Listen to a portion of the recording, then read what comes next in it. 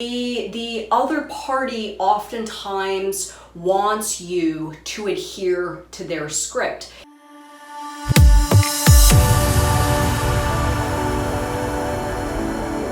Hello, Transurfer, and welcome to TransurfingTV and my video on selfishness and guilt, ideas that are very prevalent and invasive to our own goals and intentions, and tools used by pendulums and others in our lives to keep us adhering to a script that maybe isn't the one intended for us. So I am going to break it down and give you all of my thoughts on how to guard yourself, how to stay in tune with your soul frail and your lifeline and your script while managing the pendulums in your reality transurfing style. But before I do that, I am going to announce the winners for my reprogramming sticker contest. I know I said I was going to give 3 away, 3 stacks, or 3 winners would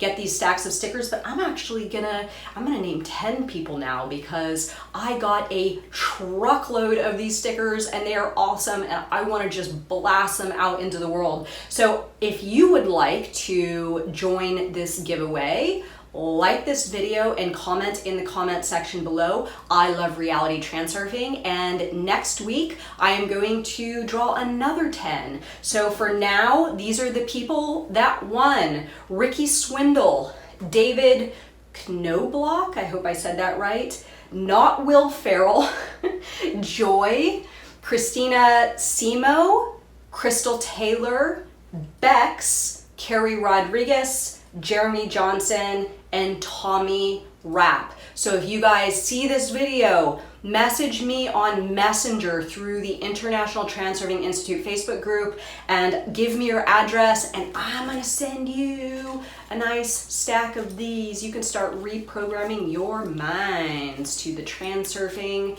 frequency. So with that, I'm going to get into my discussion. So selfishness, why does selfishness exist? Or the idea, right? The idea that others put in our direction, that we're selfish if we're thinking of ourselves and our intentions or desires or anything that has to do with what we want. So remember the concept of pendulums. This is a huge one. And the script, okay? So everyone wants others to, for the most part, I know this is generalized, but for the most part, especially in romantic relationships, in family dynamics, parent-child dynamic, employers, this is a big one. The other party oftentimes wants you to adhere to their script. In turn, in fairness, you probably want others to adhere to your script too, and chances are if somebody's used guilt to manipulate you by telling you you're selfish, if you are going after your own thing and not necessarily taking others into consideration, you probably have done it too. So this is a tool that is used in both directions in any relationship where there are negotiations typically going on. So what can we do to safeguard ourselves from people trying to project guilt into our direction when we have set an intention that does not include the intentions of others? First, I want to state that when you set an intention, right, usually this is, especially if you're going to come up against another person, this is 2 people both meeting in over a similar subject with their inner intention. Okay, so if you want to make your time as easy as possible on your way to your goal, you shouldn't go to the other person that's part of the equation matching their inner intention. So they're going to want to keep you going in the direction of their intention or their script, and then you obviously have your own ideas. But don't come together over the same subject in the same manner that they are, because this is how arguments ensue. This is how arguments happen. This is how rifts occur. This is how breakups happen. People get fired, all of that stuff. So what you're going to want to do is try to come to the scenario with frailing, okay? This is you taking into consideration what this other person may need in order to help you achieve what your intentions are. So however that looks for you, there are lots and lots and lots of different scenarios or different ways that can play out, but it's really about switching your perspective around from thinking about what it is that you want to achieve and thinking about what the other person may want in order for them to assist you in achieving what you want to achieve.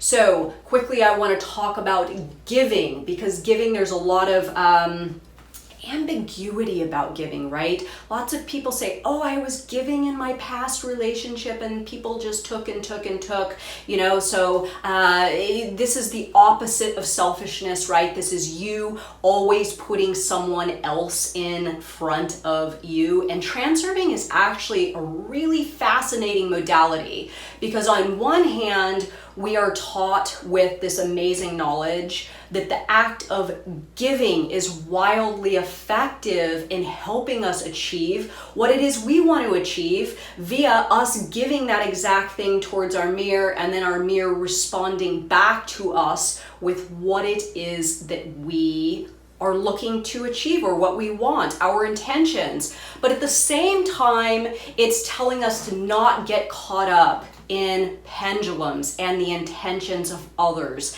And when you set a path to your goal, you don't let other people screw you up on the way to your goal. So how do you reconcile these two? How are these two reconciled? Well, first of all, never, ever, ever expect the other person to respond with like by you giving to them. You giving is simply an action of you giving to your mirror. Now that may come in the way of you giving to another person, but don't ever give to another person expecting them to give you the same in return. This is building up excess potential. This is you inviting and balancing forces. This is you manipulating. So this is kind of in its own regard a form of selfishness that is just as invasive as you just being selfish, right? You are doing something, taking some sort of action where you are expecting a result in turn, which obviously is not the right way to go. You want to give with the intention that your mirror will ultimately respond, but not that specific person. So one other thing that I want to speak of quickly is making the call. This is a real big challenge for a lot of people, especially people that have been programmed with the whole selfishness and guilt thing, as I have, right? Stepping on people's toes professionally, making a stance within a relationship, especially a romantic relationship or a relationship with your parent. So this is really a valuable part of transurfing, is deciding your vector, right? Deciding your path, and then setting the intention that you are not going to let others veer you away from your vector, your flow, your script, and just being systematic about stepping over the intention of others. And I know this sounds a little bit harsh,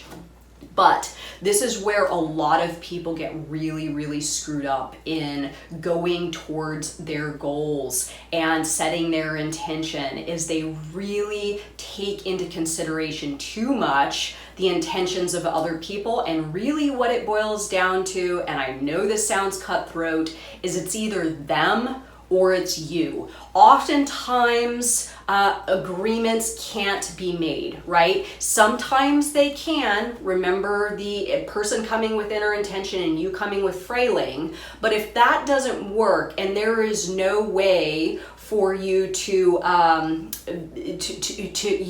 agree to the other person's script, then you are simply going to have to make the call to stick to your own, and whatever you need to do, be okay with that, right? It might be a choice of either it's them or it's you. Stay in tune with your soul frail.